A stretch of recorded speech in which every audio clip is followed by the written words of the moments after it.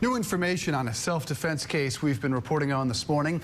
A hearing to remove the judge in Marc Wilson's case just wrapped up. Wilson's defense team claims that the judge has shown a lack of impartiality. Wilson, who's a young black college student who killed a white teen in rural Statesboro, Georgia, claims he did it in self-defense after being run off the road. But there are concerns if that defense will work for Wilson as it has for white defendants. Haley Bull with the story. Georgia highway left 17-year-old Haley Hutchinson dead and William Marcus Wilson behind bars for her alleged murder.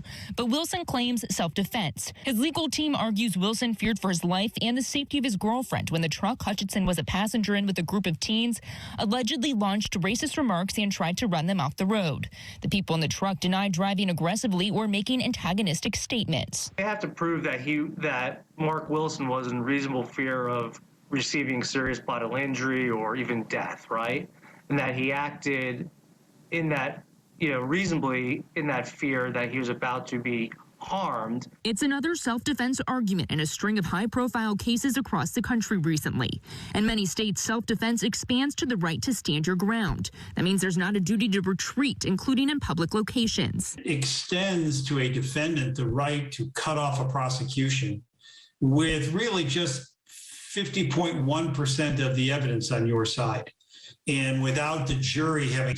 In Georgia, as with at least 24 other states, self-defense expands to the right to stand your ground. What happened is we extended the right to claim self-defense to solve a wrongful conviction problem that didn't exist. We spoke with John Roman. He's a senior fellow at NORC at the University of Chicago. What factor does race play in those laws? So race plays a huge role in self-defense claims generally. A white defendant is somebody who commits a homicide, let's call them the shooter, because these are almost all shootings.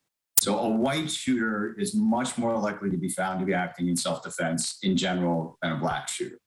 When you add in state of ground laws, that likelihood, that racial disparity increases dramatically.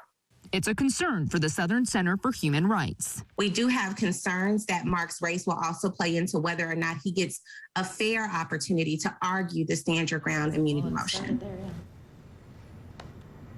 That was Haley Bull reporting for us.